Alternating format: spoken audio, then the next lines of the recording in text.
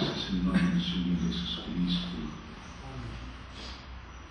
e nos concedes nos voltar para Ti. Eterno Senhor, toda a nossa voz. Senhor, nós precisamos de Ti. Precisamos comer e beber de Ti. Concede-nos permanecer voltos hacia Ti no nosso coração, em direção ao Senhor. Vivifica nosso homem interior, Senhor. Alumia os olhos do nosso entendimento.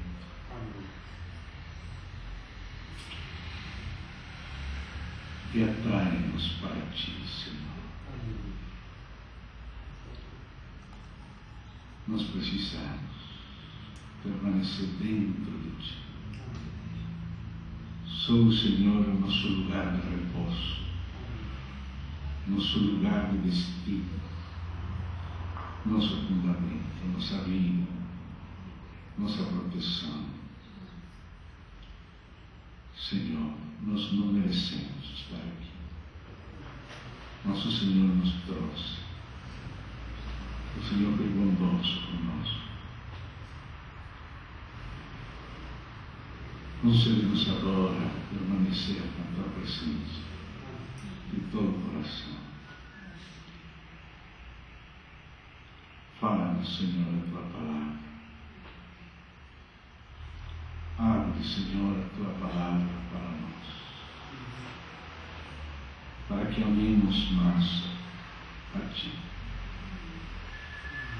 para que Te conheçamos melhor, para que sejamos cativados pelo Senhor cada vez mais, para que possamos Te seguir mais próximos. Querido Pai, descansamos na Tua fidelidade, na Tua graça. Perdoa nossos pecados. Deixamos tudo enquanto a nós, aos Teus pés. Confiamos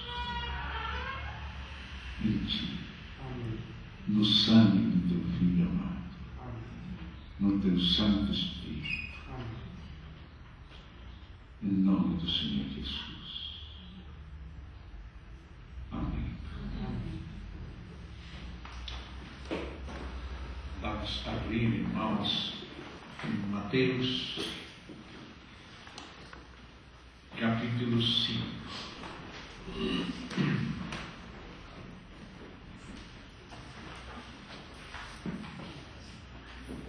Do verso 13 em diante, os seguintes versos imediatos,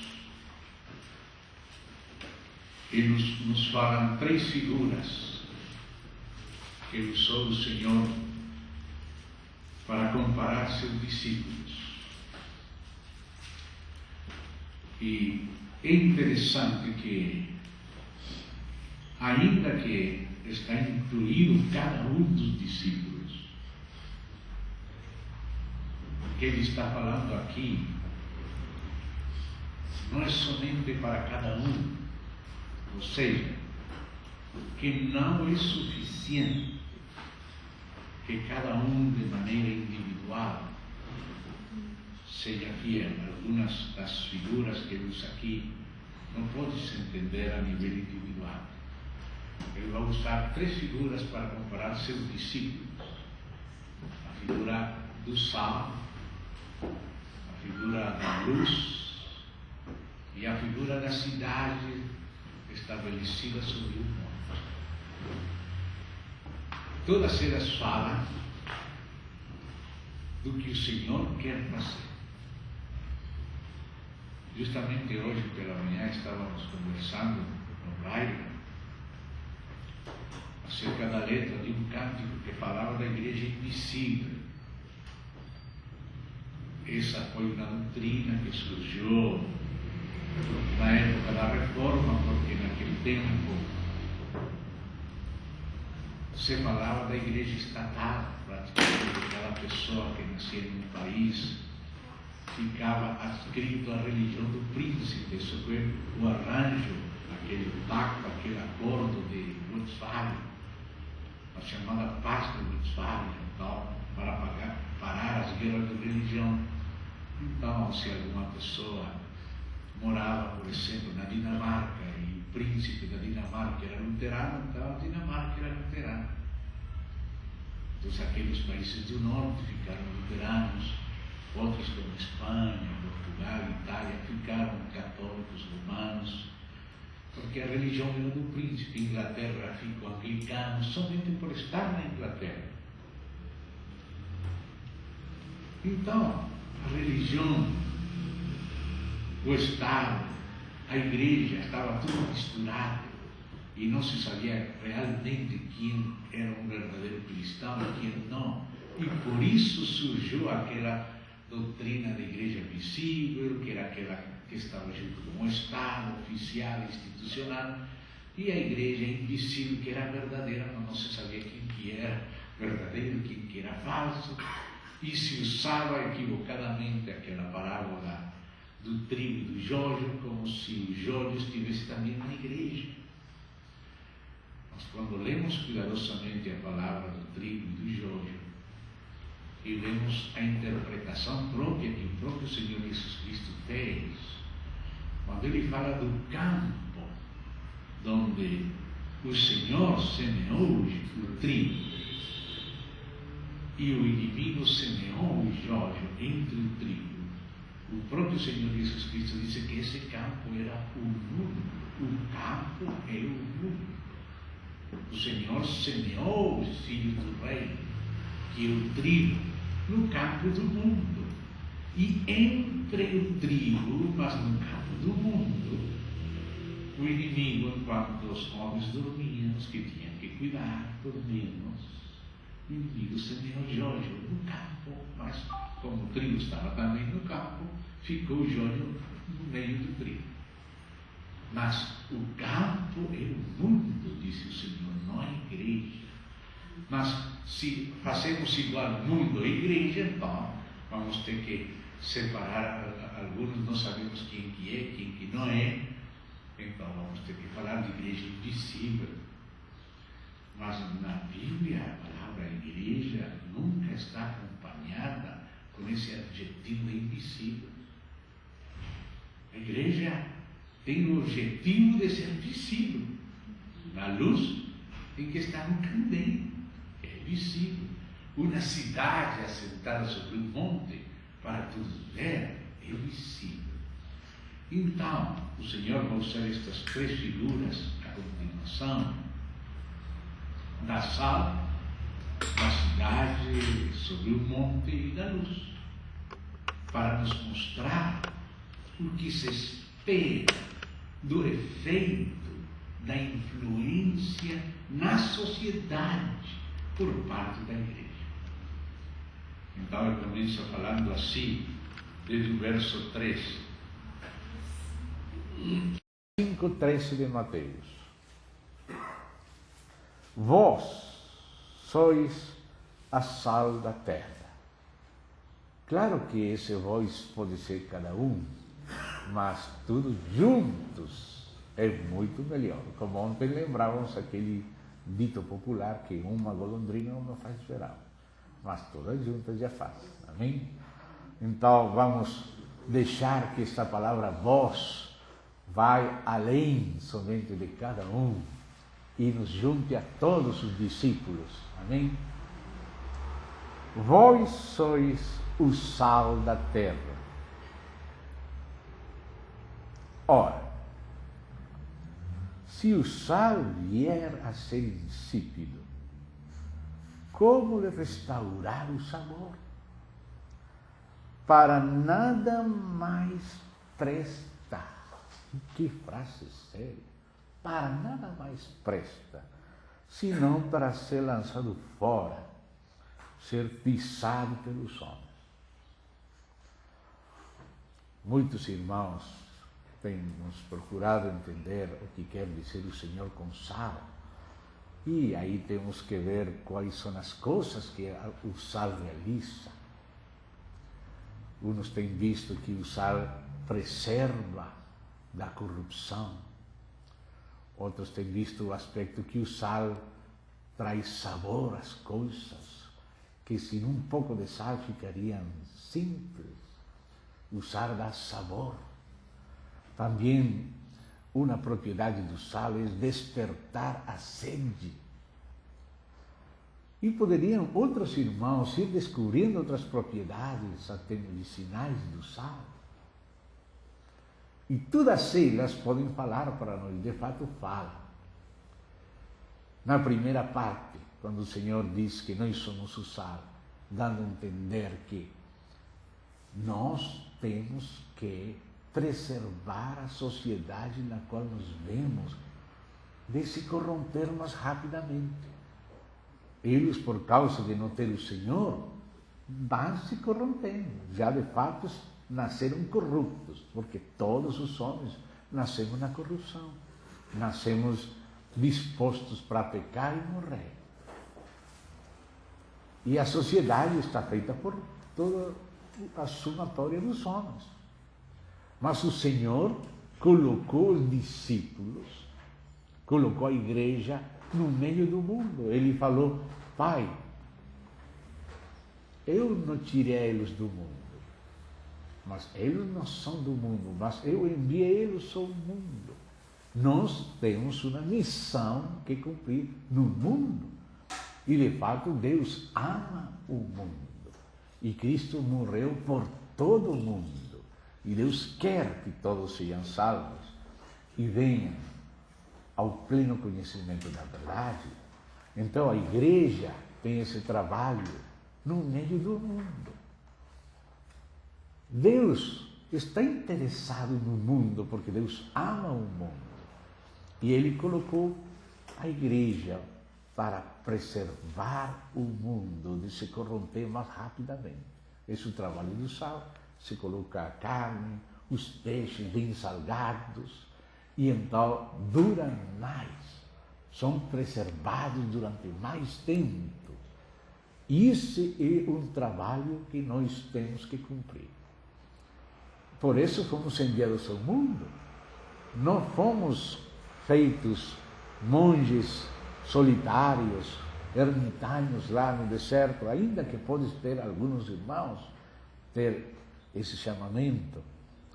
Lá em Bogotá existe uma ermita que está ao lado de um monte, porque Bogotá está rodeado de algumas montanhas, e numa delas, que é chamada precisamente ermita, tem uma ermita mesmo lá acima do monte, numa parte mais alta. A parte mais alta está vazia, mas descendo um pouquinho tem outro monte encostado daquele mais grande, e naquele pequeno está uma ermita com uma capela católica e uma casinha onde um ermitaño mora lá. Algumas vezes os periodistas ou a televisão subem falar com ele, ou algumas pessoas subem lá, tem uma cachoeirinha de água, e tem sua horta lá, e ele vive orando por Bogotá. Perguntaram para ele o que faz aí, o trabalho dele é orar por Bogotá. E esse é o que ele respondeu, que ele mora lá e vive lá para interceder por Bogotá. Graças a Deus que Bogotá tem aquele ermitaño lá, mas espero que não seja o único que ora por Bogotá. Precisamos toda a igreja orar por Bogotá. Amém? Deus não nos chamou a todos ser ermitaños.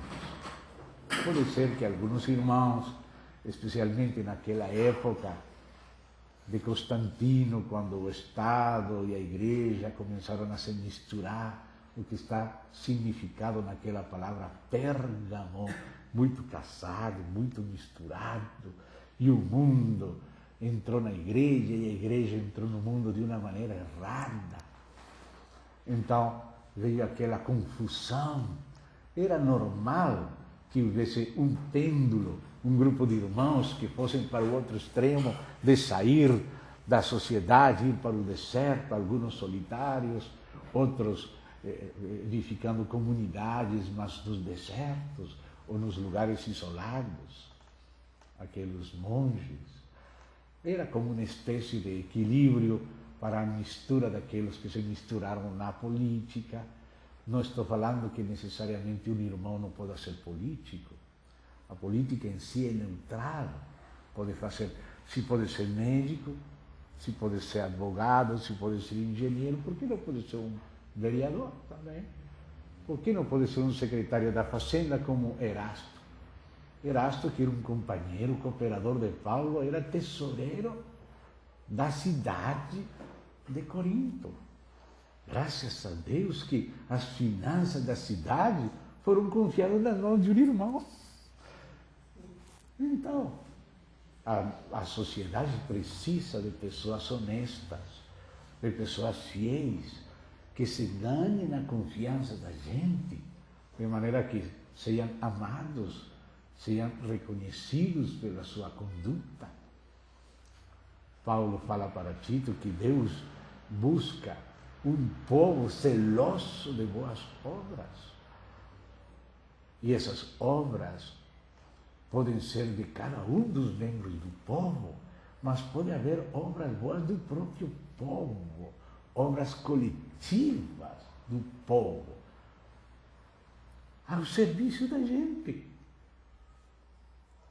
O Senhor quer isso, e isso que vamos ver aqui, isso que está implicado na palavra sal, na palavra luz, na palavra cidade assentada sobre o monte.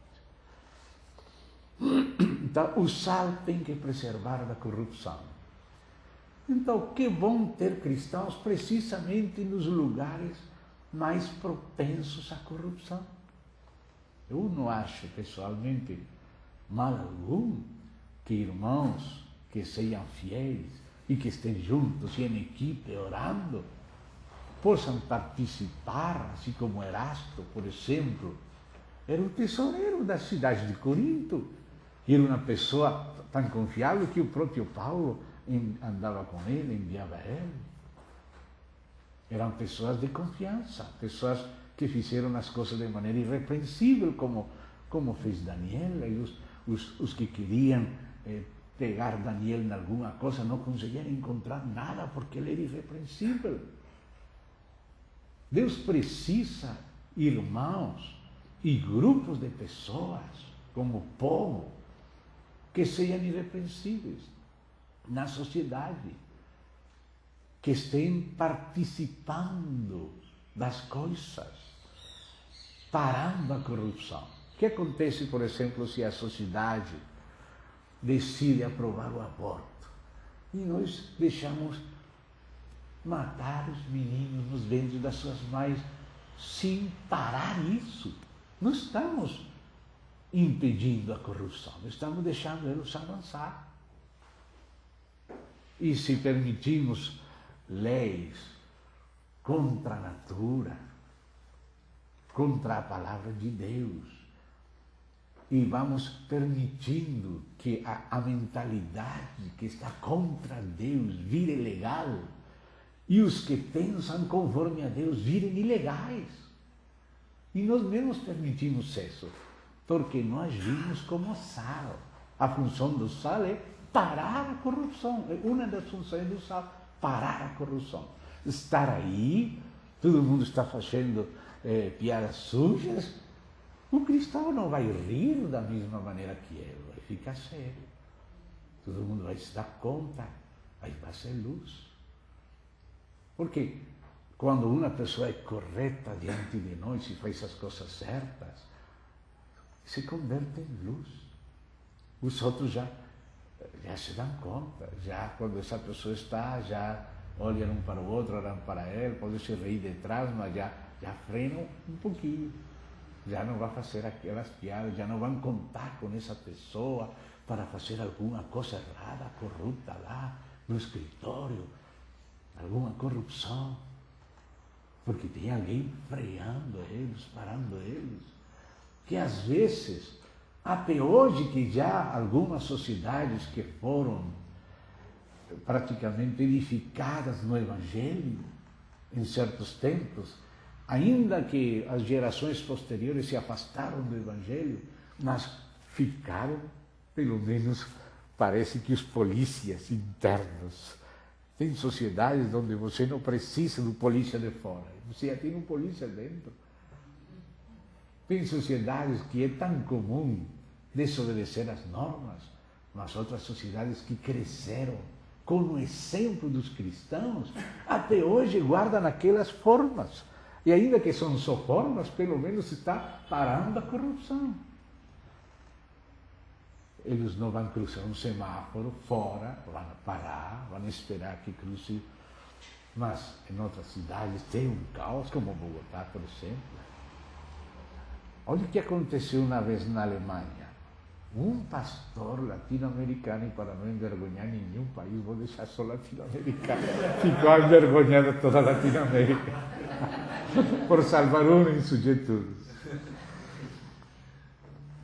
Chegou na Alemanha o pastor e pegou uma balinha de doce, não? Ele comeu o doce e tirou o papel no chão.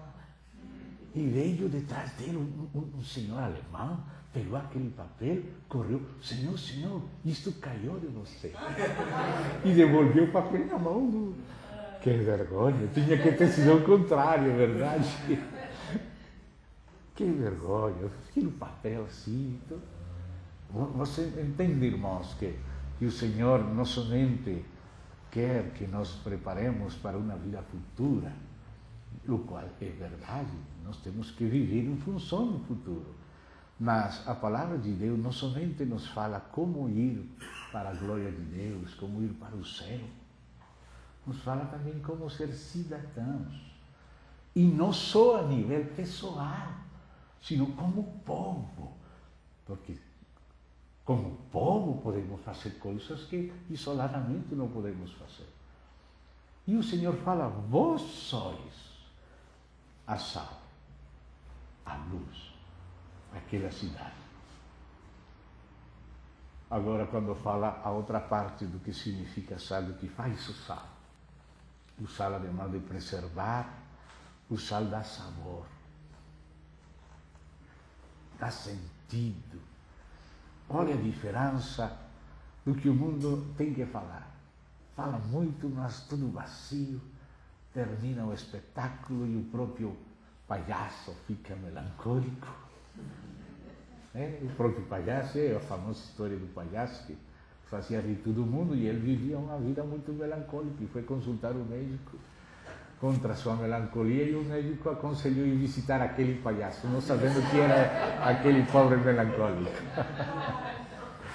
Então, isso que acontece, então. O sabor, o que dá sabor?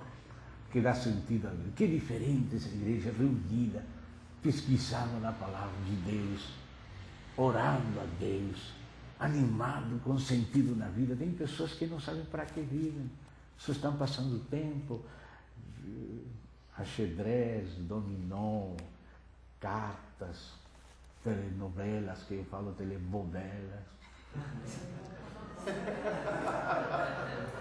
Muita coisa perdida, sem sabor. Mas o que dá sabor é o sal. O sal tira aquela simplicidade e dá um toque na vida. E nós temos esse chamamento também, de dar toque na vida, de dar sentido, de dar ânimo às pessoas, à sociedade mesma. Eu penso que aquela outra parábola que não aparece aqui, que já fizemos menção dela faz poucos dias, sobre aquela mulher que tem 3 medidas de farinha e coloca fermento nela e faz fermentar a massa. Eu pessoalmente não creio que seja uma parábola para interpretar que se refere à Igreja Católica que corrompeu tudo. Eu penso que o propósito é o contrário, porque o Senhor está falando do reino de Deus. Se estivesse falando do mistério da Babilônia, eu interpretaria dessa maneira. O mistério da Babilônia é como uma mulher que semeou fermento na massa e fermentou tudo. Ou seja, tudo ficou podre. Isso seria o mistério da Babilônia. Né? o mistério da iniquidade, que já está em andamento. Também a palavra fala disso. Nosso Senhor falou, o reino dos céus é semelhante a essa mulher. E temos que interpretar essa parábola vendo o que o Senhor fala do resto do reino dos céus. Lá, naquela pedra que viu Daniel, se convirtió num monte que encheu toda a terra. Aí está falando isso do avanço do reino, não do avanço da corrupção. O Senhor está falando que começa com 2, pequeno, com 3, como aqueles primeiros discípulos, depois de 12 passa para 70, já 120, 500, encheram Jerusalém, mínimo 10.000 irmãos. E depois na Judéia e na Samaria. Tem historiadores que dizem que a culpa da queda do Império Romano dizem que foram os cristãos. Mas o que caiu da Roma é a parte maligna. Mas continuou. Depois até mudaram o nome, Sacro Império Romano, com Carlomagno. Carlomagno, ainda que era o imperador, ele não sabia ler, mas ele se fazia ler A Cidade de Deus, de Agostinho.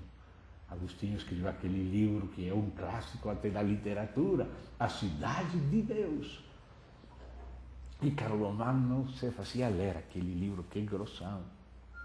Mas ele foi impressionado por essa visão e começou a procurar praticar no seu império. E houve um renascimento chamado Império Carolíngio. Então, o objetivo de Deus é que nós contenhamos e expressemos Cristo de tal maneira que sirva ainda para que o mundo se corrompa menos e a corrupção vai mais devagar. E também para provocar sede. Sede, porque isso que faz o sal. Você come algo salgado e já vai querer também tomar água. Então, uma das funções do sal é despertar a sede. O apóstolo Matias dizia umas coisas muito sérias. Ele dizia que se o vizinho de um cristão não se convertia, aquele cristão tinha que pedir perdão por não ter provocado a conversão do seu vizinho com o seu exemplo, não ter procurado despertar o interesse dele. Isso foi transmitido na tradição e é lembrado em alguns escritores e naquele livro antigo chamado As Constituições Apostólicas. Aí se fala de Matias. Então, o sal é para trabalhar não somente ao interior da igreja. Às vezes nós, a igreja, temos feito um compartimento fechado, que nós trabalhamos só para nós mesmos. Claro que nós temos que nos edificar a nós mesmos, edificando-vos mutuamente, a igreja tem que ser edificada. Mas o Senhor quer que essa edificação seja de portas abertas, seja para fora. Por isso é bom nos reunir pelas casas, porque os vizinhos, os parentes podem chegar aqui, podem chegar lá, e começar a ser influência na terra, apresentando a Cristo diante do mundo. Isso que também fala o verso 14, vós sois a luz do mundo. Ele depois continua com o assunto do luz, assim no verso 16, mas depois de falar do luz e falando da luz, aí fala da cidade. Então, aqui, pelo Espírito Santo, Mateus está colocando essa parábola da cidade num monte colocada no meio de outra, que é da luz. Então, vou primeiro saltar aquele da luz, disse, vós sois a luz do mundo. Esse vós é coletivo, por causa do que sigue. Não se pode esconder a cidade. Então vemos que essa luz não somente é uma luz individual, sino uma luz coletiva. A palavra cidade fala de algo coletivo. De fato, como termina a Bíblia? Como uma cidade cheia de glória, sentada sobre um monte. Não é a Nova Jerusalém? Diz que aquela cidade que desce, que está sobre um grande monte, acho que vai ser aquele Monte Sião do final. Eu penso que essa cidade é como uma pirâmide. Penso que o assunto esotérico de usar a pirâmide é outro dos roubos do diabo. Ele sempre pega as coisas de Deus e distorce, assim como fiz com a astronomia, roubou e fez astrologia.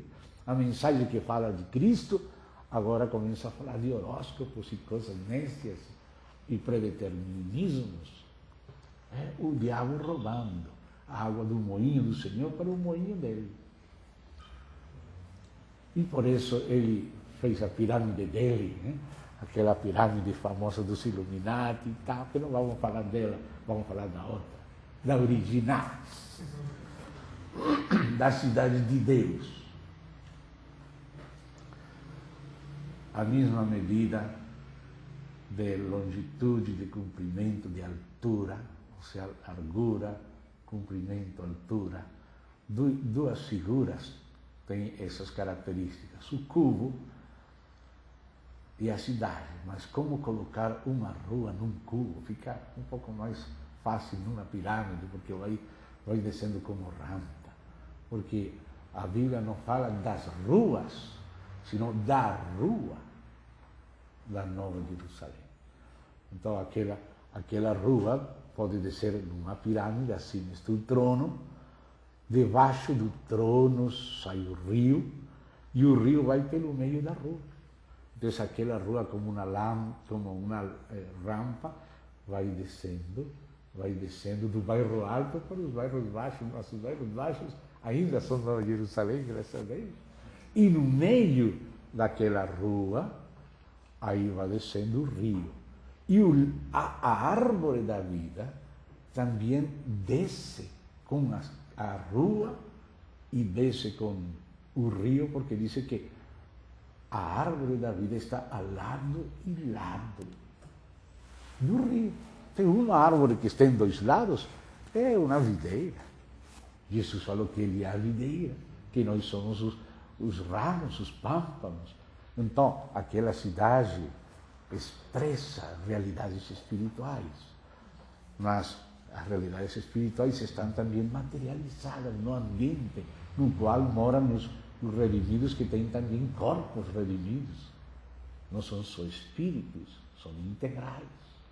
Então, aquela cidade desce e trai da cima, pelo meio dela, pelo meio da rua, que o caminho, que é Cristo, trai o rio do Espírito, o rio de águas vivas. Esse é, no final, aquela cidade que ele está construindo agora. E ele disse que nós somos essa cidade. Disse, não se pode esconder a cidade edificada sobre um monte. A cidade onde nasceu meu pai, Ferrazzano, na Itália, é uma cidade sobre um monte. A Ustesa está outra cidade, que é Campobasso, mas Ferrazzano está acima de uma cidade. É lindo mesmo. E nessa região da Itália, existem muitas cidades nos montes. E eu percorri aquele lugar, é lindo demais, não pode se esconder. Não se pode esconder.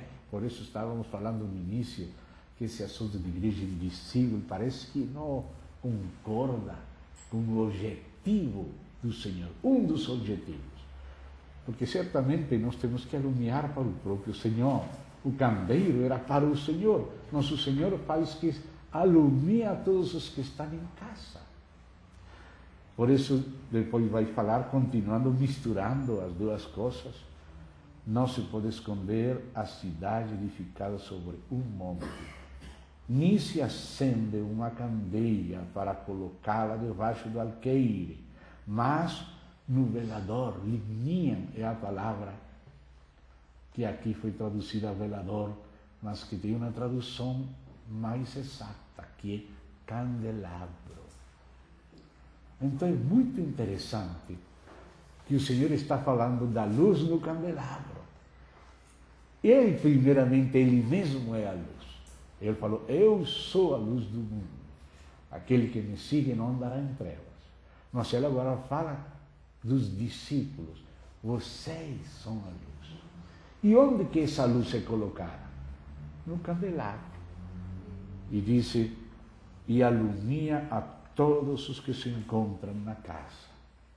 Então, o candelabro na Bíblia, agora no Novo Testamento, representa a igreja do Senhor Jesus em cada cidade, em cada localidade, em cada comuna, em cada município, em cada aldeia, em cada poblação. Esse é o candeeiro. Então, por isso estamos vendo a função de testemunha para com o mundo, a responsabilidade da igreja, não somente para consigo mesma, sino para com o mundo, para que o mundo creia, que eles sejam um, para que o mundo creia. Eles têm que falar como falavam da igreja primitiva. Olhai como se amam. Eles têm que ver isso. Mas nós não somente temos que amar entre nós, primeiro entre nós, primeiramente a família da fé, mas não exclusivamente. A família da fé pode ser um povo que como povo, sirve às pessoas do mundo. Como povo celoso de boas obras. A palavra cidade mostra a economia, não somente a vida individualista. E temos crescido agora numa chamada civilização que nos faz muitos individualistas, muito solitários. E o Senhor, em lugar disso, estabeleceu o que na palavra é tipificado pelos pais da proposição.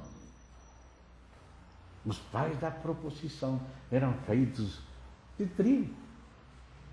Aquele trigo tinha que ser moído, tinha que ficar flor de farinha, e depois tinha que ser amassado com azeite, e logo tinha que passar pela fornalha, e assim cada pão era uma tribo.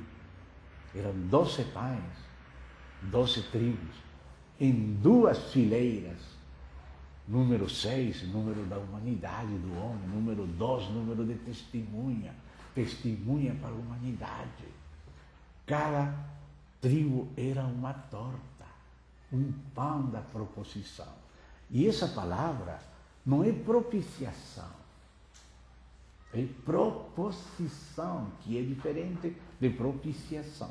Às vezes, como são parecidas, lemos descuidadamente e não nos detemos a pensar no significado. Mas, que é o significado de proposição? Vamos buscar um sinônimo para a palavra proposição e entender o que significa isso. Proposição é uma proposta de vida da parte de Deus. Proposição é a proposta, a nova proposta de Deus. A vida do povo de Deus. E agora no Novo Testamento, a vida da igreja é a proposição de Deus ao mundo. Cada economista, cada político tem a sua proposta, sua ideia de como organizar a sociedade. Então tem um sistema capitalista, tem um sistema socialista, o comunista, o anarquista, sistema nazi, sistema de Mingaguaçu dos indígenas, muitas classes de propostas. Os homens, e vocês que estão agora perto das eleições, estão escutando por todo lado proposta na televisão, cada um fala da sua proposta. Mas qual é a proposta? Qual é a proposição de Deus? É a vida da igreja em Cristo. Essa é a proposta. Isso tem que estar na mesa, diante de Deus. E aí você vê que cada torta dessas, agora no Novo Testamento, diz que nós somos um pão. Agora o pão é a igreja. A igreja é aquele pão. Antes era a tribo, mas agora é a igreja. Nós somos o pão. Como se fazia esse pão? Se moía nos grãos. Cada um de nós é um grão. Mas nós temos que ser moídos. e ficar flor de farinha. Ah, meu Deus, se casse pó. Mas com essa flor de farinha, misturada com azeite, somos amassados uns com os outros. No início, nossa casca é dura, somos individualistas. E Deus quer que sejamos indivíduos. Não vamos perder nossa individualidade. Mas há uma diferença entre indivíduo e individualidade, é individualismo. Individualismo é uma coisa, indivíduo e individualidade é outra coisa. Cada pessoa é uma pessoa individual, tem sua característica, mas Deus não quer que tudo gire ao redor do indivíduo, sino que todos os indivíduos podamos ceder. Não pode haver um pacto social, uma aliança, sem todos ceder. Então todos temos que ceder aquela casca dura e virar flor de farinha. Assim que se faz o pão da proposição, da proposta. Então, depois de misturar aqueles grãos que Deus está fazendo, nos fazendo viver juntos em comunidade, em amor, nos preocupando uns pelos outros, nos complementando, tudo nos apreciando e trabalhando em equipe. Aí, então, misturados com o Espírito e com Cristo, que é o elemento nosso, que é o trigo moído.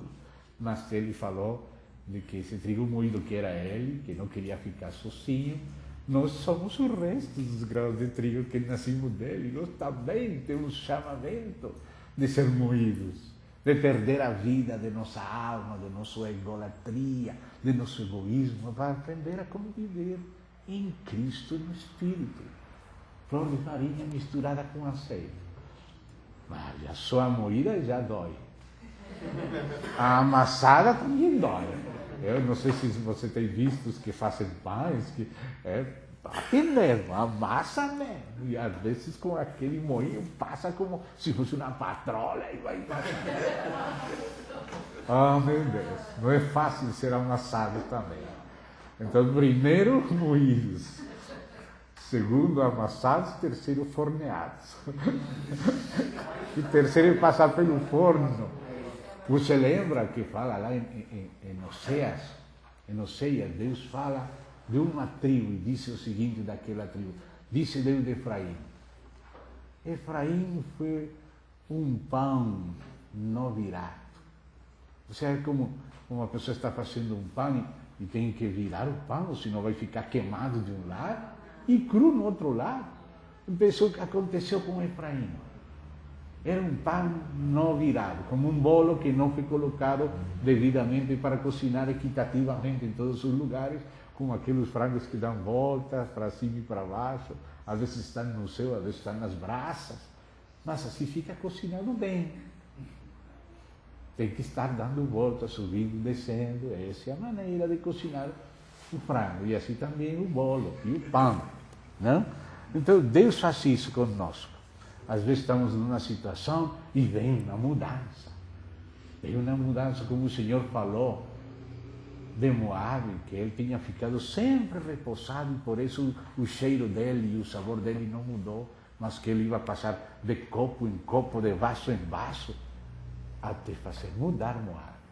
Então, se nós não passamos por diferentes provações, situações, às vezes o inimigo vem de frente e somos treinados para enfrentar diretamente, mas às vezes vem por detrás e quando estamos esperando, nos dá um golpe. Então agora temos que aprender e depois vem da esquerda ou vem da direita, de qualquer lado, vem de baixo, cai do teto. Então vamos sendo treinados, assim como aquele frango vai sendo cozinhado em diversas situações. Aquele que sempre está na mesma coisa, leva 30 anos na mesma coisa. Sempre repetindo a mesma coisa, não avançou nada. Você se encontra com essa pessoa e parece que é a mesma, ou parece que até retrocedeu. Sempre a mesma coisa, não avançou. Aquele bolo não foi virado, não foi cozinhado.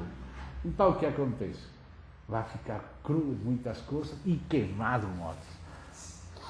Está riquete queimado, a mesma coisa já está queimada aqui. mas no outro lado está cru. Totalmente cru. Não é assim? Verdade? O Senhor fala assim na Bíblia. E cada tribo era uma torta, um pão, um bolo. E Efraim era um bolo que ficou sem dar volta. Então estava, por um lado, requete queimado, por outro lado, cru. E isso que acontece às vezes até conosco. Estamos crus em tanta coisa, mas ao mesmo tempo estamos repetindo sempre a mesma coisa. Então, aquele bolo tem que ser passado pela fornalha da maneira certa. O Senhor, Ele que sabe quanto tempo tem que durar cada estação. Quanto tempo precisamos para aprender uma nova lição? Temos que seguir a nuvem e aprender como povo, Então, agora no Novo Testamento já é a igreja aquele pão. Nós, sendo muitos, somos um só pão. Cristo é o pão de vida, mas agora nós que vivemos por Cristo, Cristo nos faz um pão a todos nós. Então, esse pão é uma proposta, uma proposição de Deus. Acima daquele pão, tinha que colocar incenso, que é a vida de oração do povo de Deus, a vida de oração da igreja, o ministério de oração da igreja, incenso acima desse pão. E esse pão se colocava num prato, e era coberto, para que não venham ratos, baratas, era coberto. E num prato. Não havia num prato 2 pães, nem não havia um pão tão grande que precisava 3 pratos. Isso fala da jurisdição, da igreja na sua poblação, no seu lugar. Então essa é a proposta de Deus, pão da proposição. Deus está propondo um sentido de vida ao mundo, não só no individual, sino no coletivo. E o exemplo que Deus estabeleceu de vida individual e coletiva para o mundo é a igreja. A igreja como cidade. Porque quando você escuta a palavra cidade, é diferente quando escuta a palavra pessoa. Certamente a cidade está formada por pessoas, mas cidade é mais que pessoa. Não somente temos que ter nossa vida pessoal boa no nosso lugar, cada um, sino todos juntos em equipe. Temos que ter um modo de vida coletivo, que seja exemplo. Então, se a igreja é a proposta de Deus, os que amam a Deus vão votar pela nossa proposta. Vão escolher o Senhor. Dice, para que o mundo veja, para que o mundo creia. E também diz, para que glorifiquem a vosso Pai que está no céu, quando eles estão vendo vossas boas obras. Mas não só as individuais, sino as que fazemos juntos como igreja.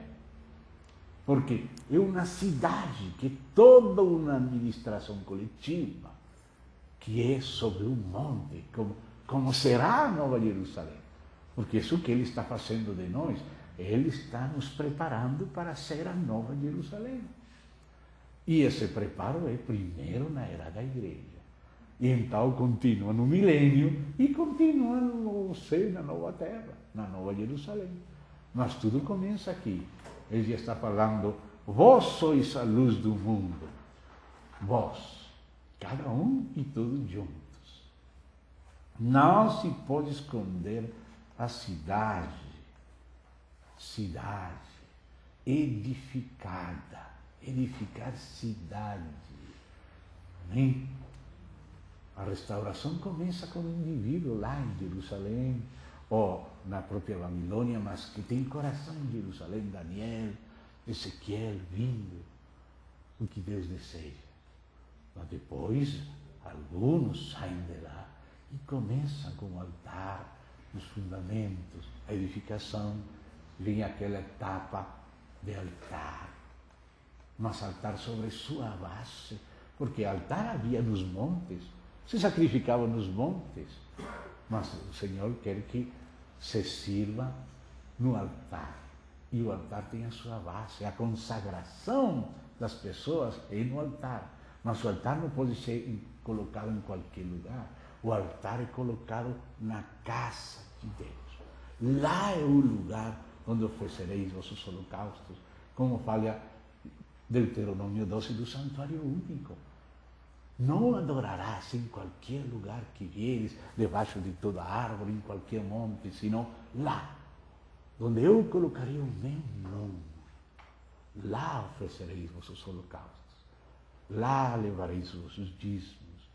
Lá faremos todo o serviço para Deus. No santuário único. Essa é a vida da igreja, a vida coletiva da igreja. Ele já não quer mais que estemos cada um como bem lhe parece, porque não há rei em Israel. Se há rei na igreja, aqui, rei de reis, Senhor de senhores, nosso rei. Então não podemos edificar coisas isoladas, senão o santuário único.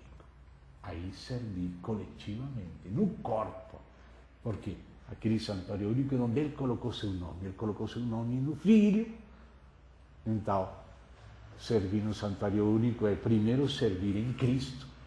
Se é na carne não tem o nome do Senhor, a carne está vendida o poder do pecado, não podemos servir a Deus na carne, segundo nossos interesses, princípios, fazendo das coisas de Deus nosso negócio, nos roubando o que é a vinha do Senhor para nossos interesses, matando o filho. Como aquela parábola. Não.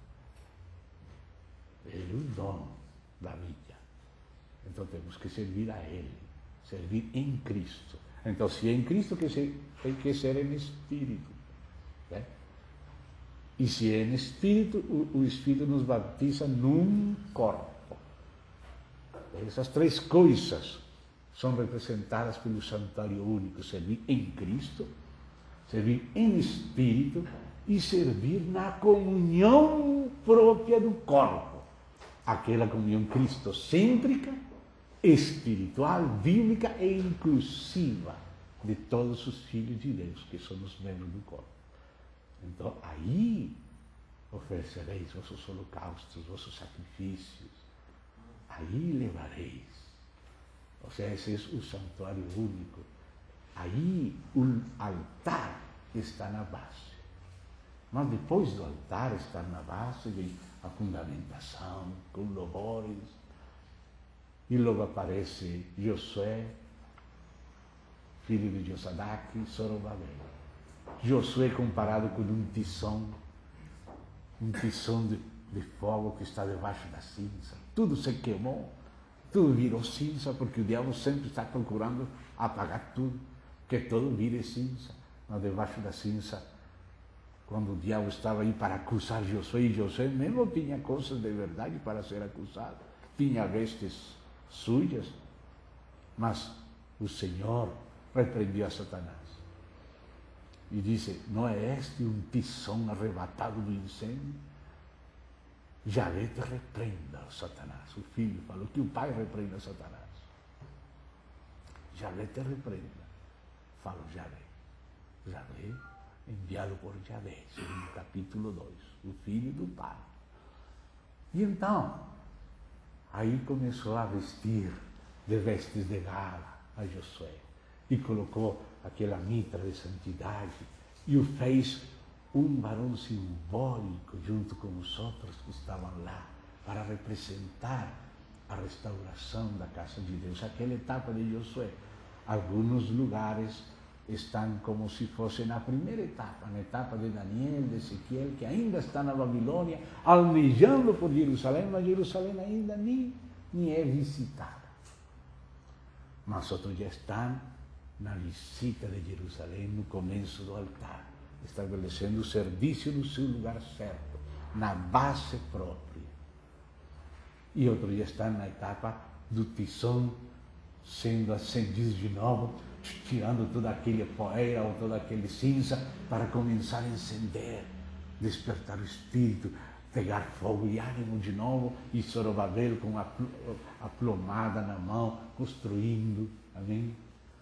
Depois chega a etapa de Esdras, que é o segundo grupo que veio para reforçar o primeiro, para adornar a casa, para entrar no ensino da palavra, porque antes foram os profetas, Ageu e Zacarias, junto, apoiando Zorobabel e Josué.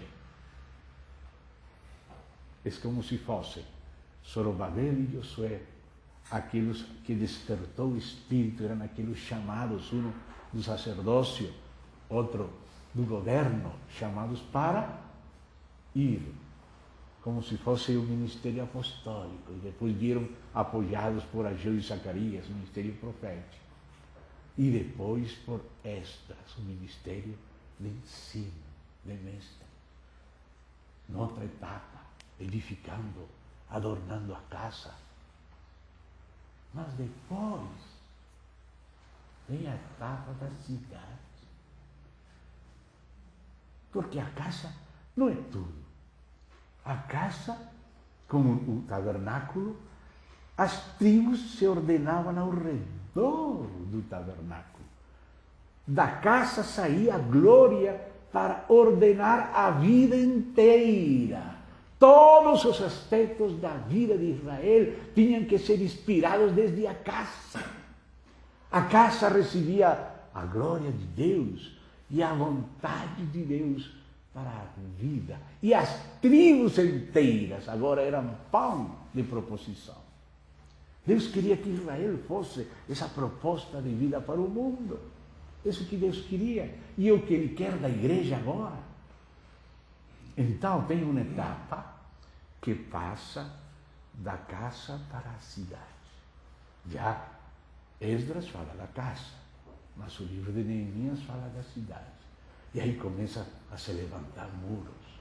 Se começa a fazer separação do que é santo, do que é profano. E a sociedade, a vida cotidiana, não só a vida de reunião da igreja, sino a vida toda, a arte, o comércio, a educação,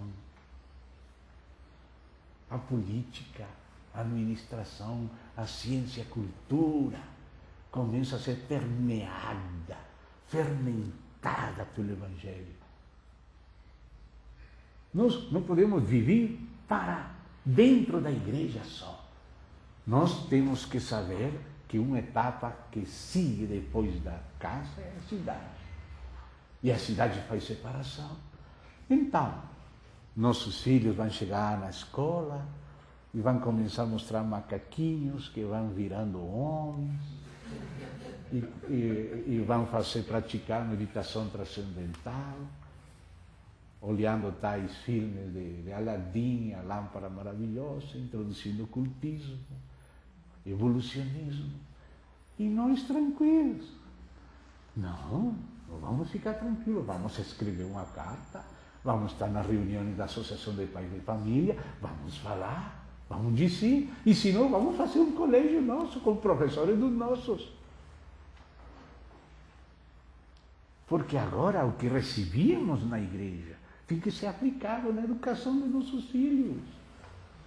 Como vamos praticar o comércio do mesmo jeito que o mundo, deixando as coisas da religião só para a igreja? Não, tudo que fazemos em todas as áreas humanas que Deus deixou em nossas mãos, porque Deus, quando fez o homem, disse, façamos o homem a nossa imagem, conforme a nossa semelhança, e domine.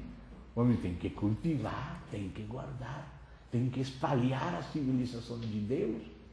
E isso não tem que ficar só dentro de 4 paredes, tem que sair das paredes e entrar em todas as áreas do mundo. Isso que é cidade. Isso que é cidade. A igreja vira uma cidade. No final, essa cidade é a capital do universo. Mas está sendo construída agora. Agora que está sendo construída. Então, uma cidade assentada sobre um monte não se pode esconder. Nem se acende uma candeia para colocá-la debaixo do alqueire. Acho que esse é o nome que gostaria de colocar nos templos, alqueire. A igreja tem que sair dos templos. A igreja tem que se reunir em todas partes, num colégio, na beira da praia, nas casas, nas praças, por todas partes. Ser candeeiro. A luz se coloca no candeeiro, e o candeeiro é a igreja, a vida da igreja. O candeeiro fala, tem aquele braço da esquerda, aquele braço da direita, falando de vocês, para mim isso é a direita, mas para você é a esquerda. Então, tem esquerda, tem direita, tem centro-esquerda, centro-direita, mas a igreja são todos. Tem que haver equilíbrio, tem que caber todos os filhos. Desde Mateus, que está na outra direita, até Simão Zelote, que está na outra esquerda. Todos têm que caber na igreja. Todos. Irmãos, nós temos que ter coração para que caibam todos os irmãos, porque nós temos a tendência que falávamos antes, agir segundo o critério da nossa classe, ou da nossa raça, ou da nossa cultura. Nosso Senhor veio para todas as raças, todas as culturas, pessoas de todas as classes. E a igreja tem que representar isso. E na igreja todos temos que ser reconciliados. E como vida de igreja, ser proposta para o mundo. Em lugar de ser um partido de direita ou de esquerda, somos a igreja do Senhor, onde todos os irmãos são recebidos, todos cuidamos uns dos outros e todos servimos celosamente em boas obras diante do mundo. E não temos que esconder essas obras. O Senhor fala que não é para esconder, não é para nos mostrar a nós, não é para mostrar a excelência da proposta de nosso Pai. Então ele sigue falando assim e disse: alumine a todos que se encontram em casa, assim brilhe também a vossa luz diante dos homens, para que vejam. Por isso de igreja invisível é como estranho, né? É visível, tem que ser visível. Um candeeiro é para que se possa ver, que a candeeiro é para portar luz para ver. Que vejam vossas boas obras, para que o mundo veja, o mundo, Pai, que seja um, para que o mundo veja. Proposição de Deus, a vida de Cristo em Espírito e vida de igreja, proposta de Deus, proposta de vida, proposição. Veja as vossas boas obras e glorifiquem, não a igreja, porque não vamos a igreja levantar nosso nome, vamos levantar o nome de nosso Senhor. Todo mundo vai saber o que éramos e o que chegamos a ser por causa do Senhor Jesus. Ele que nos fez isto. Glorifiquem a vosso Pai que está nos céus. Esta sessão é muito linda, não, irmãos? Agora vem outra sessão igualmente linda. Uma sessão importante que vai do verso 17 até o verso 20. Destes temas da sal, da cidade da luz, falou Lucas especificamente da sal em outro contexto.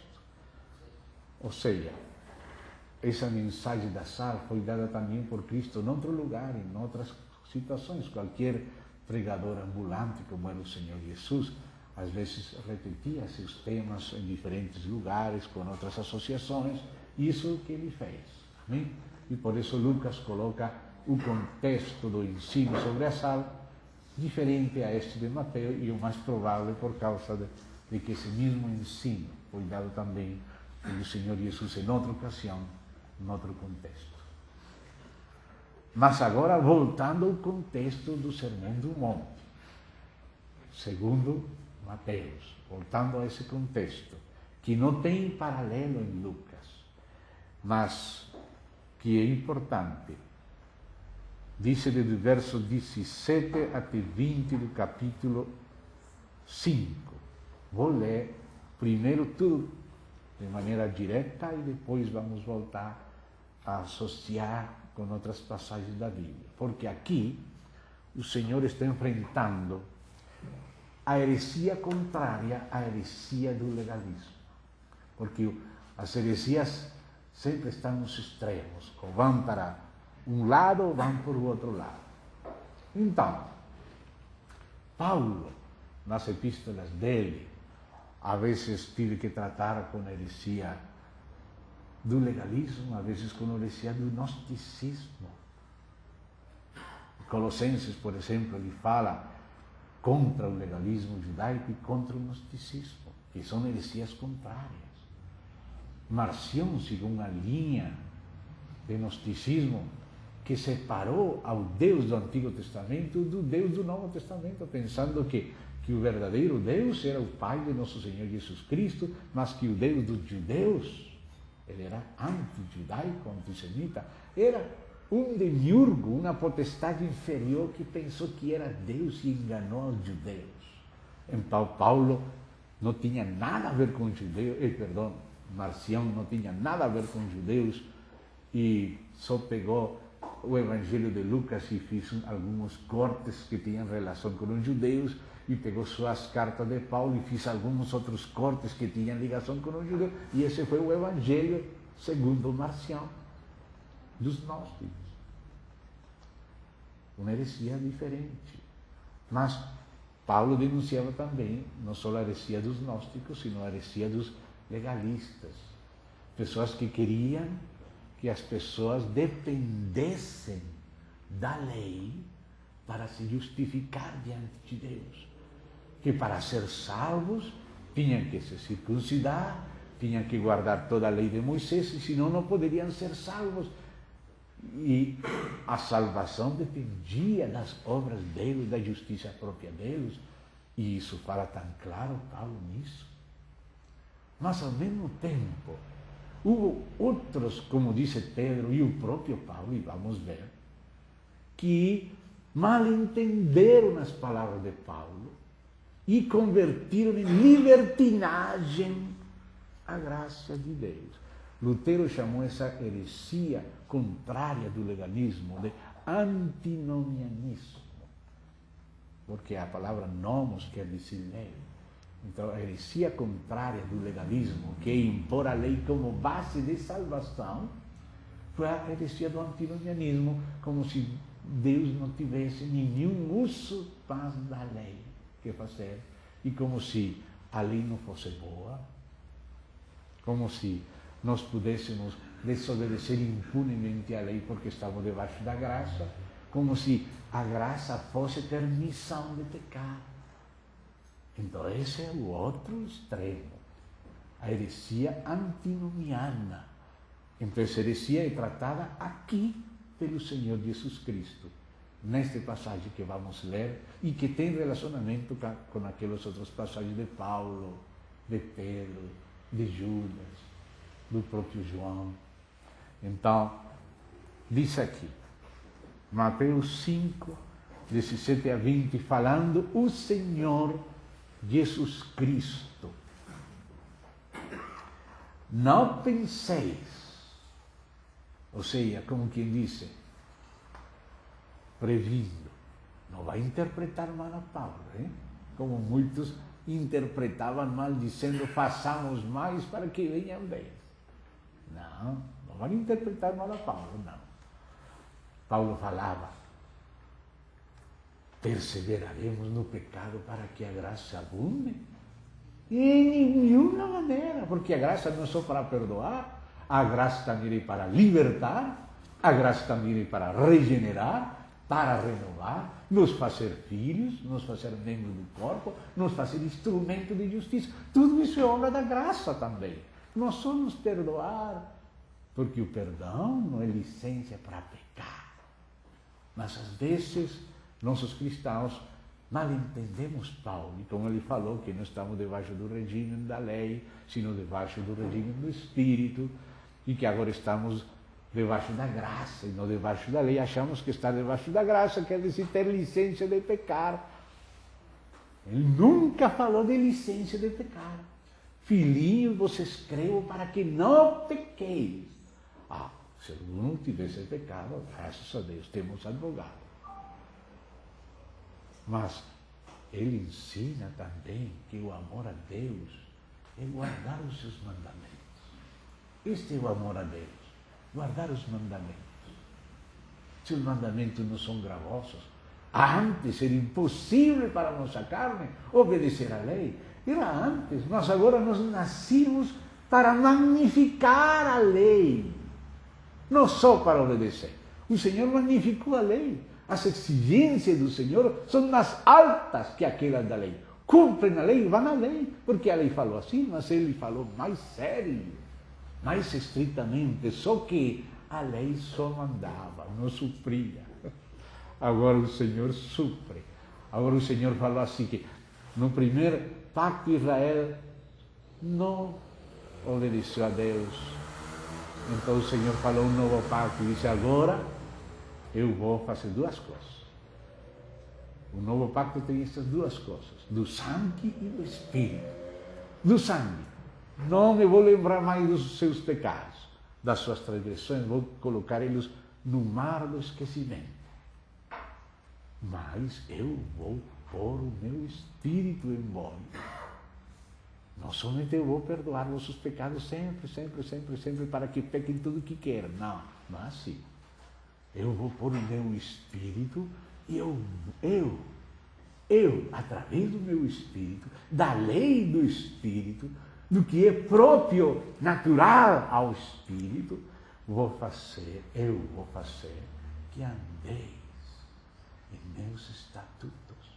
Não é antinomianismo. O Espírito nos faz andar nos estatutos. E nos faz ir além deles, porque os estatutos só falavam que não temos que matar o próximo. Mas o Senhor nos proíbe ficar bravos com o próximo.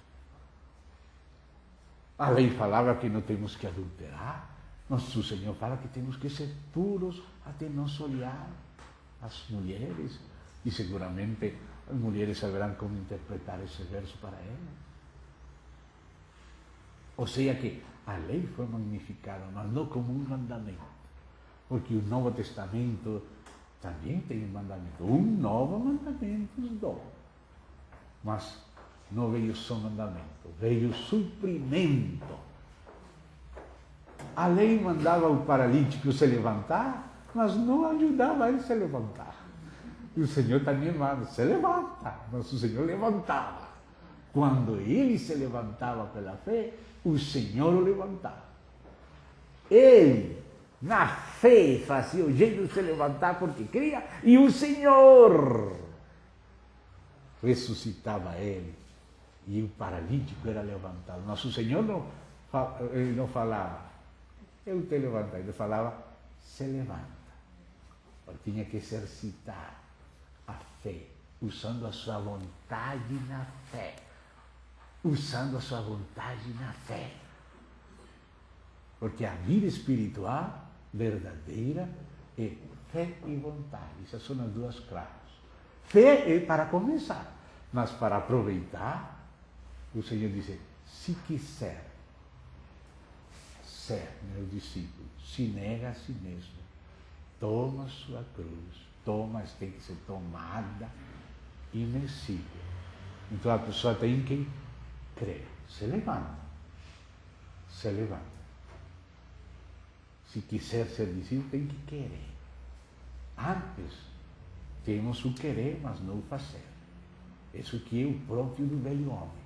Ainda o querer da alma não tem força suficiente, porque o poder do pecado na carne não deixa a alma fazer nada. Eu quero fazer o bem, ainda da alma do cristão, mas encontro outra lei na minha carne. Não faço o bem que quero, sino o mal que não quero. Mas, graças a Deus que a Bíblia não termina em Romanos 7, termina em Romanos 8. Então, quem me livrará? Porque antes estava tratando de livrar ele sozinho. E só estava patinando na lama e se afundando mais.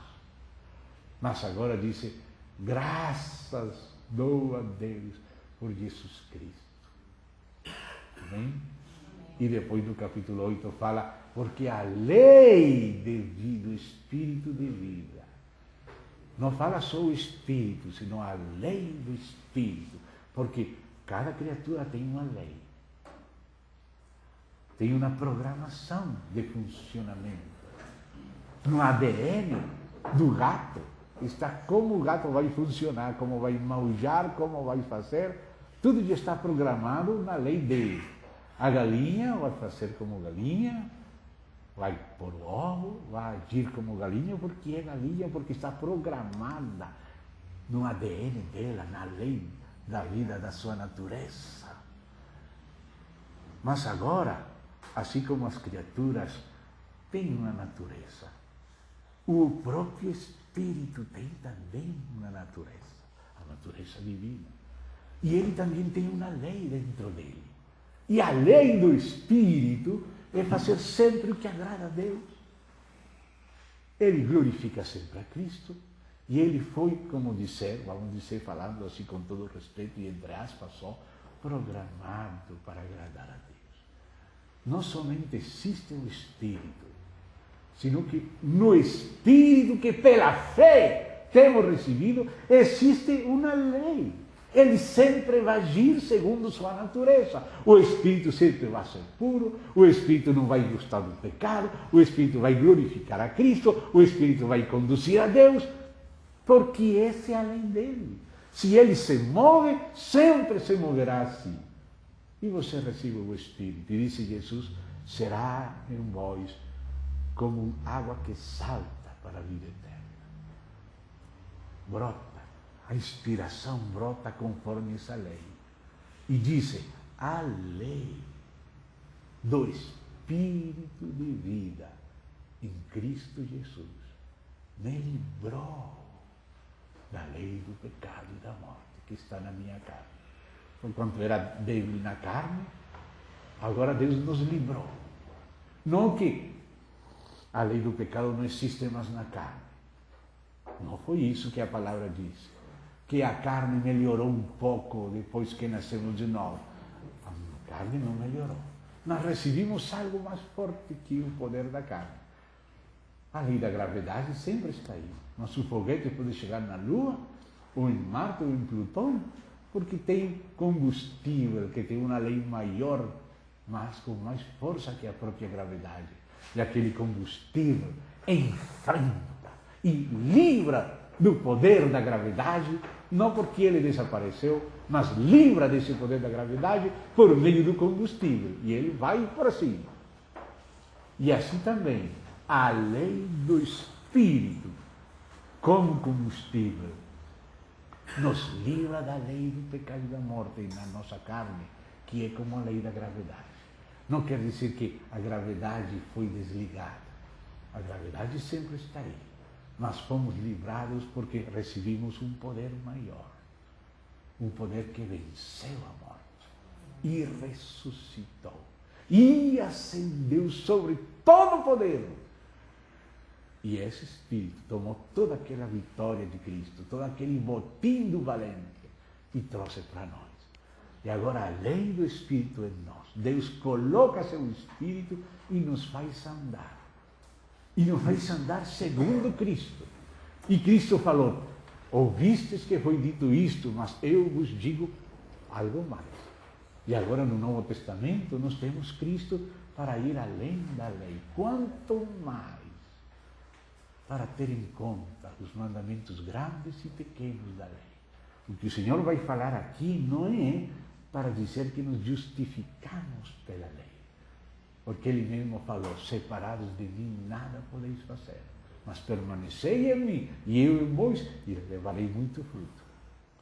Mas Ele vai falar aqui contra essa heresia do antinomianismo, que pensa que a graça é uma graça barata, que só é perdão e perdão e perdão e perdão. E a pessoa pode fazer qualquer coisa, pode desobedecer a Deus, pode adulterar, não tem problema. O que Deus está falando que aquele cão volta para o vômito dele. E os apóstolos falam muito claro disso. Eles não só falam de uma graça barata que podemos convertir em libertinagem. Ele fala de uma graça que nos faz novas criaturas, que nos faz fortes em Cristo, que nos permitem andar no Espírito e até ir além da lei. Então, nesse sentido, do combate de Cristo e depois do Espírito pelos apóstolos contra o antinomianismo, assim vem esta passagem de Mateus 5, 17 a 20. Não penseis que vim abrogar a lei, os profetas. Não penseis, que alguns pensaram nisso, os antinomianistas, que mal entenderam a Paulo e levaram as coisas ao erro dos iníquos. E o que fala assim Pedro, erro dos iníquos, na segunda de Pedro, capítulo 3. Não penseis que vim a revogar a lei, os profetas. Não vim para revogar, vim para cumprir. Isso é diferente. A lei do antinomianismo é revogar, mas a graça e o Novo Testamento é cumprir. Graças a Cristo, ao cumprimento de Cristo. Cristo é o cumprimento da lei. Até das festas Deus tinha falado de Israel que eram estatuto perpétuo. E por isso os judaizantes querem voltar a celebrar aquelas festas exteriores e não perceberam que o cumprimento e realidade das festas é Cristo. Se você está em Cristo, você está sempre em sábado. Você guarda o sábado quando está em Cristo. Quando está em Cristo, você está na festa da Páscoa, você está celebrando a festa dos pais ácimos, você está na festa da primícia, vivendo a vida da ressurreição, você está na festa das trombetas anunciando Cristo, você está debaixo da expiação, sendo perdoado, sendo reconciliado constantemente, você está sendo colocado na festa dos tabernáculos, sendo preparado para o reino. Cristo é o cumprimento perpétuo das festas. Então, nós, quando estamos em Cristo, estamos cumprindo as festas. Não estamos rejeitando as festas.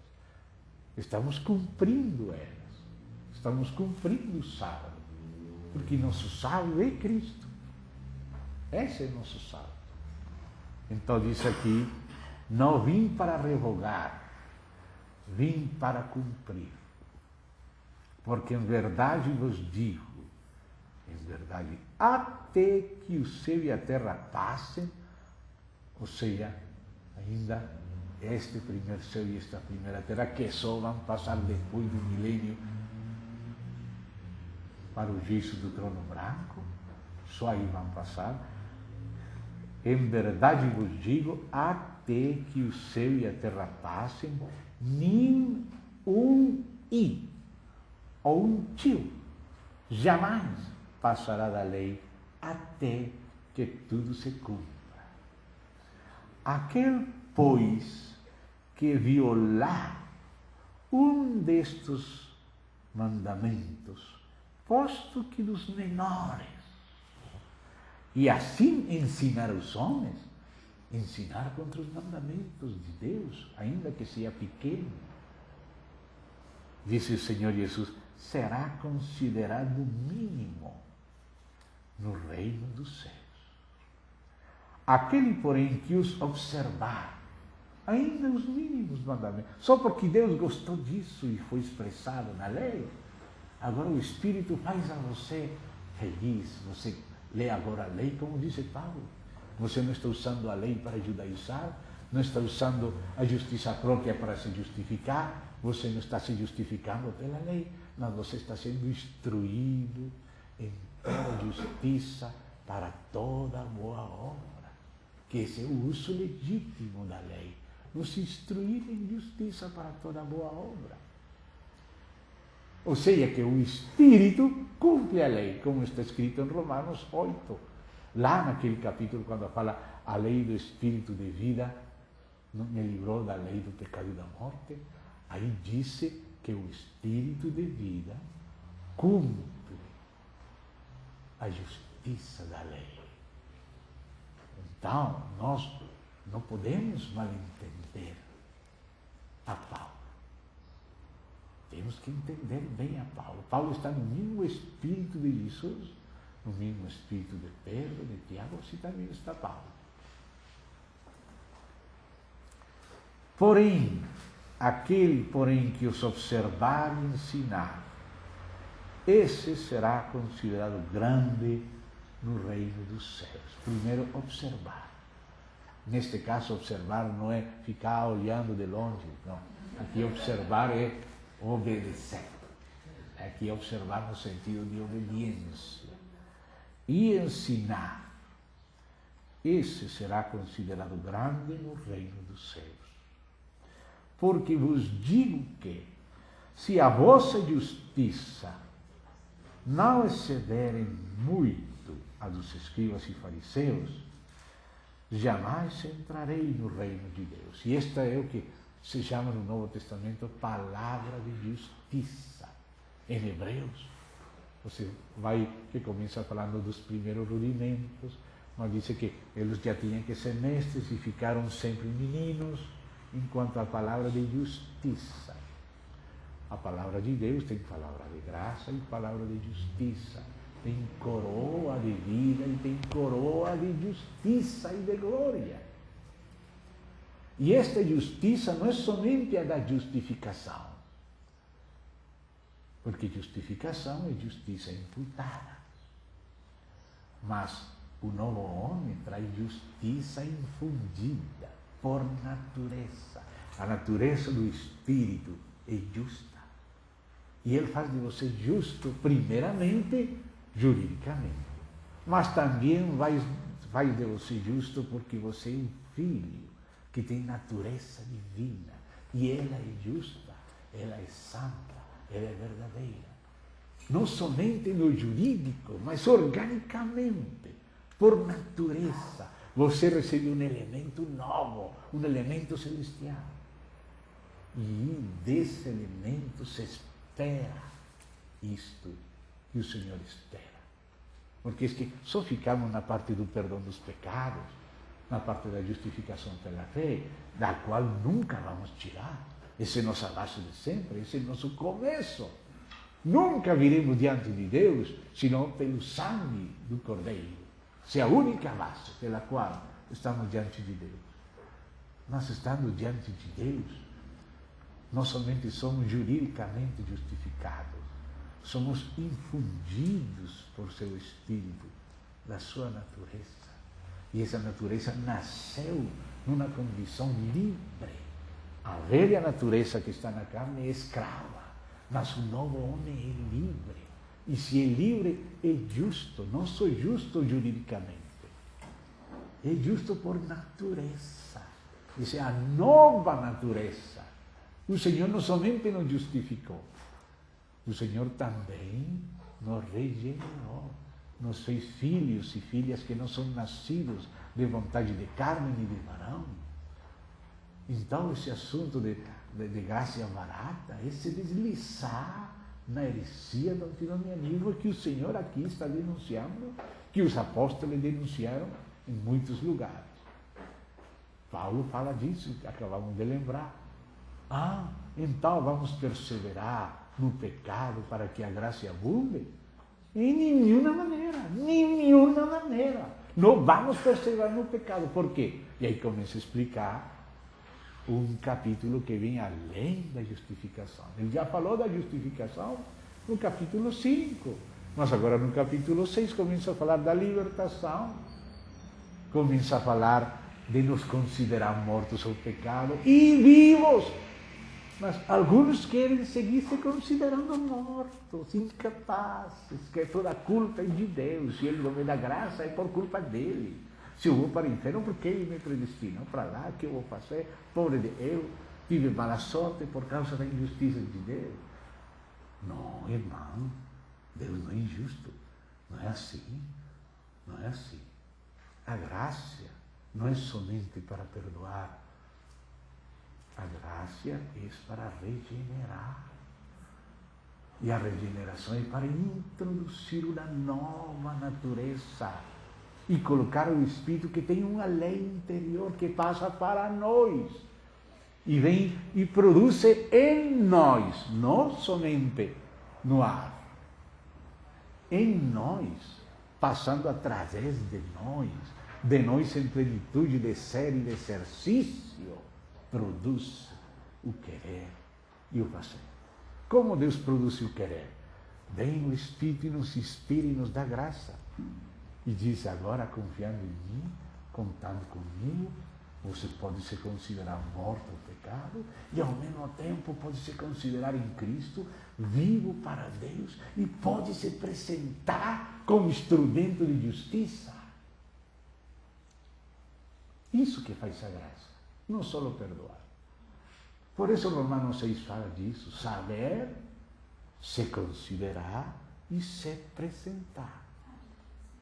Saber que nosso homem foi crucificado, saber isso, sentado em Cristo em lugares celestiais, e então andar em Espírito,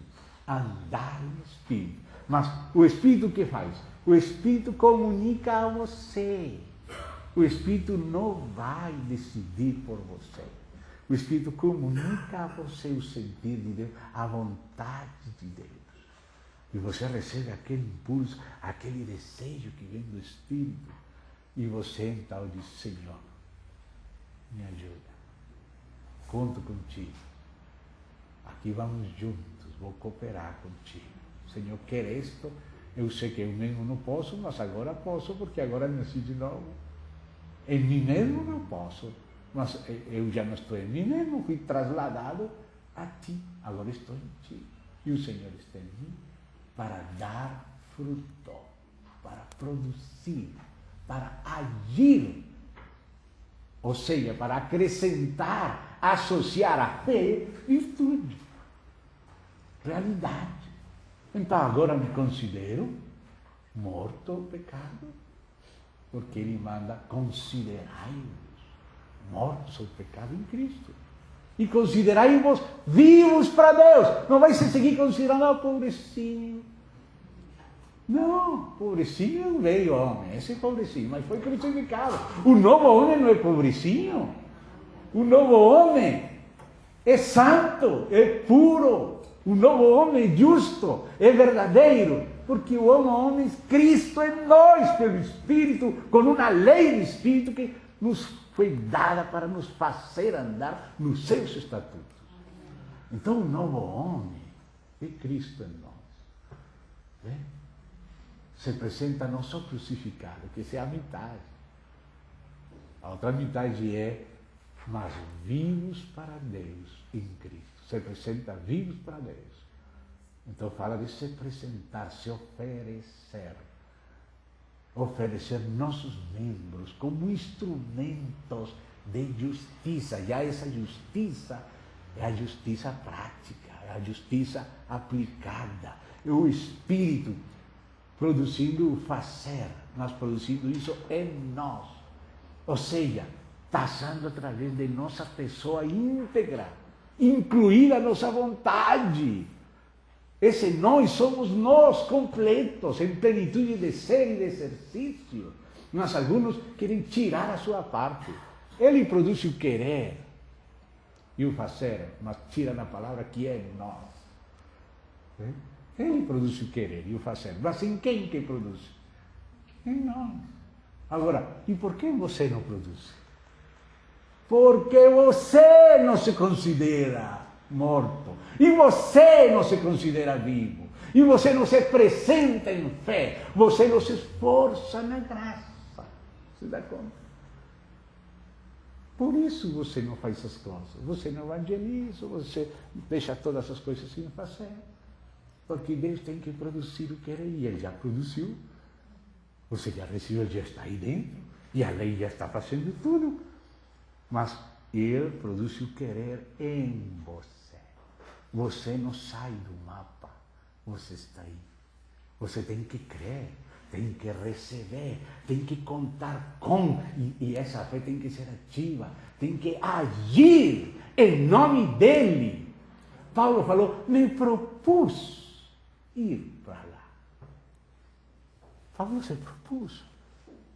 Você lembra que Paulo falava assim? Me propus. Então nós também temos que nos propor, porque para que temos vontade? Para nos propor. E vamos ler que ontem falei que ia ler e não li, porque o tempo é curto. Mas vamos lá para Tessalonicenses. Vamos, 2 Tessalonicenses 1:11. 2 Tessalonicenses 1:11. Vamos comparar as duas traduções de Ferreira de Almeida e Reina e Valera. 2 Tessalonicenses, porque aqui está muito claro isto que estamos procurando passar para os irmãos. Versos 11 e 12. Olha como fala Paulo aí. Vou ler Ferreira de Almeida. Por isso, ou seja, vem falando que vamos ser glorificados em Cristo em nós, na vinda dele, etc. Diz, por isso também não cessamos de orar por vós. Agora, olhe para que orava Paulo aqui. Olhe essa frase aqui. Para que o nosso Deus vos torne dignos da sua vocação. Ou seja, isso é essa aplicação para cumprir o chamamento. E diz assim, e cumpra, note, Deus cumpra com poder todo propósito de bondade e obra de fé. Deus cumpra, Ele que dá o querer e o fazer. Que Deus cumpra todo o propósito, me propus e agiu em fé. E Deus cumpriu, porque Ele se propus e agiu se considerando morto ao pecado e se considerando vivo para Deus e apresentando seu corpo, um sacrifício vivo, seus membros como instrumento de justiça aplicada. Então Deus cumpre o propósito de bondade e obra de fé. Esse propósito de bondade não é de Deus. Essa obra de fé não é de Deus. Essa é a parte nossa. Mas quem cumpre isso? Deus. Deus é que cumpre todo o propósito de bondade. E Deus é que faz, mas através de nós, conosco, toda a obra de fé. Por isso, quando ele fala dos vencedores, diz aquele que guardar, que vencer e que guardar as minhas obras, aqui o fim. Que é guardar as obras dele? Ele que obra, mas nós temos que guardar as obras dele. Ou seja, ele quer fazer muitas coisas conosco, com nossa colaboração. Não somos nós sozinhos, não é ele sozinho. Eu quero, mas você tem que querer o que eu quero. Eu quero juntar os filhos, mas você não quer. Não vou forçar. Mas eu quero que você também queira.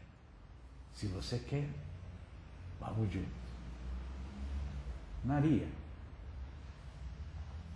Deus te escolheu para que nasça o filho de Deus. Mas como? Como? Eu não tenho marido, o que posso fazer? Eu sou incapaz. Não é você, Maria. E o poder do Altíssimo que vai te cobrir. E os santos é que vai nascer, Maria, vai nascer. Porque o poder do Altíssimo vai te cobrir. O poder do Altíssimo. Então, aquele ser vai nascer. E será chamado Filho de Deus. Filho do Altíssimo. Então, ela que falou. Amém. Esse que quer dizer amém. Por isso, quando nós ouvimos que o Senhor nos deu tudo, a terra, temos que dizer amém. Temos que, por posse, dizer amém, tomar posse. O que é tomar posse? Se considerar morto e, à la vez, vivo para Deus e se apresentar por ter. Paulo se propôs e saiu para lá. Às vezes, Deus movia para outro lado, ou ia para cá, fazia, mas ele se propunha. Propósito de bondade e obra de fé. Obra de fé. Se há verdadeira fé, há obra de fé. Porque a verdadeira fé é uma fé ativa, uma fé atuante, uma fé que conta com Ele, que conta com a provisão, e conta com a fidelidade. Então, Ele produz o querer e o fazer, mas em nós, passando por todo o nosso ser, por todas as nossas funções.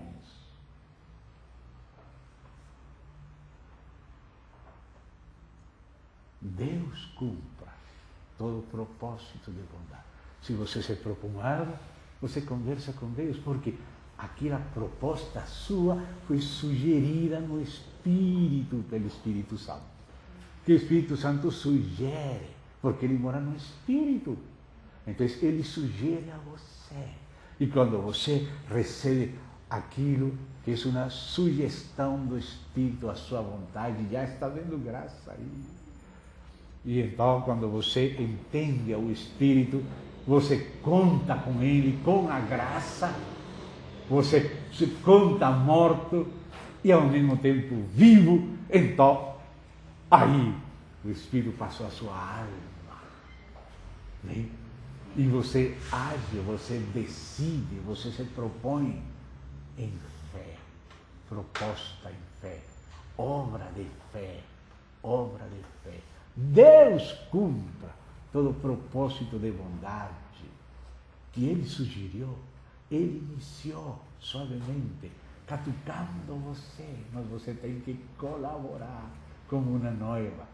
Se o marido quer ter relações com a mulher, faz um pequeno toque, se ela não faz uma pequena sinal, parece que quer continuar dormindo, ele vai respeitar, ele vai sair fora. Como aquele cântico dos cantos, chegou o marido, tocou na porta. Ah, mas como vou sujar meus pés? Já estou dormindo, já mudei, agora estou em pijama. Então ele deixou ela, respeitou ela, foi embora. E depois, algo aconteceu, não fiz. Mas que fala? Diz, depois que ela amadureceu, disse que a alma dela a colocou na frente dos carros de Aminadab. Só percebendo o Espírito, imediatamente crê, conta com Ele, se levanta e se dispõe, Senhor. Você não quer acordar, está cansado, quer dormir mais, mas é a hora da reunião, tem que ir a pregar lá. E o Senhor sabe, e Ele quer, mas você tem que tomar a decisão. E a decisão é como quando Ele fala para o paralítico, se levanta e anda. Como me vou levantar? He procurado 40 anos me levantar e não posso. E agora o Senhor vai rir de mim? Não. Quando você crê e exercita ativamente a fé e se levanta voluntariamente, colocando seu ser em Cristo pela fé, Ele levanta você, mas você se levanta. Ele fala, se levanta, mas foi levantado, o Senhor tomou a mão dele para ajudar ele, e os dois agiram. Ele se levantou dizendo, mas na fé ativa. E o Senhor fortaleceu ele. Né? Esse propósito de bondade cumprida por Deus. Obras dele guardadas por nós. Obra de fé. Amém, irmão? Então, voltemos um pouquinho para Mateus lá. Mateus capítulo 5. Aí, essa passagem tão séria, do 17 a 20, fala disso. Nossa justiça tem que ser maior. E não está falando de justiça imputada. Justiça imputada é somente um começo jurídico para você ser aceito diante de Deus na base da pura graça. Mas você não somente foi aceito juridicamente, você foi gerado como filho. O novo homem foi criado na justiça e santidade da verdade. E por isso você crê. Diz, considerai-vos, pois, mortos ao pecado e vivos. Mortos porque ele morreu, nós morremos com ele. E vivos porque ele ressuscitou. E ele é a nossa vida, ele nos ressuscitou. Então, nós somente estamos mortos na carne, mas estamos vivos no Espírito. Na carne está a morte, no Espírito está a vida. Na carne está a lei do pecado, no Espírito está a lei do Espírito de vida. A lei do Espírito de vida nos levanta, nos levanta. E nós nos levantamos nele. Né? Se levanta, pega sua hamaca e caminha, vai embora. Ele tinha que fazer isso ele mesmo. Mas não estava ele sozinho. Mas tinha que agir com criativa. Se levantar, pegar a maca e sair caminhando. Mas enquanto ele fazia isso, como ele creia, Jesus falou, filho, teus pecados são perdoados. Ele, um filho, se levantou e caminhou. Porque o Senhor o levantou e o Senhor fez. Mas fez através dele. Fez com ele. Se dá conta? A obra de Deus é essa. É colaborar com Deus. É guardar as obras dele. Nós guardar as obras dele. Isso que é vencer. Vencer é que aquele óleo que está no Espírito esteja também na vasilha, esteja na alma, esteja também vivificando nossos corpos, fortalecendo nossa vontade, nos levantando em nome dele, nos apresentando. Mas senão vamos ter uma atitude passiva, onde toda a culpa é de Deus que não nos deu graça. Não é que não nos deu, é que não tomamos posse dela, não echamos mão dela, não que nos foi dada. A graça de Deus foi manifestada para a salvação a todos os homens. Ele deu fé a todos, ressuscitando a Cristo dentre os mortos. Estou citando versículos de Atos e de Paulo a Tito. Mas quem crê com uma fé ativa, que conta, que recebe, que se senta e que anda em Cristo e resiste o inimigo. Porque temos que sentar e andar e resistir. Amém, irmãos? Então, assim a lei é cumprida e até magnificada. Amém? Vamos agradecer ao Senhor. Querido Pai, a Ti seja a glória. O Senhor é a nossa fortaleza. Ah, Senhor, como o Senhor quer passar através de nós. Como o Senhor quer que andemos juntos contigo. Ajuda-nos a ser colaboradores esclarecidos, colaboradores que têm simpatia e empatia com o Senhor, que confiam no Senhor, se propõem no Senhor e agem ativamente no Senhor. Porque não só o Senhor está em nós, também é preciso que nós estejamos no Senhor. Oh, querido Pai, glorifica teu nome em Cristo Jesus. Permite que compreendamos a tua palavra e podamos viver desde o início até o fim de nossa vida, em todas as coisas, em união contigo, união de fé, união de obediência, fé que obra, que se expressa pelas obras de amor, fé que é aperfeiçoada pelo amor. Ajuda-nos, Pai, em nome do Senhor Jesus Cristo. Amém. Amém. E amém.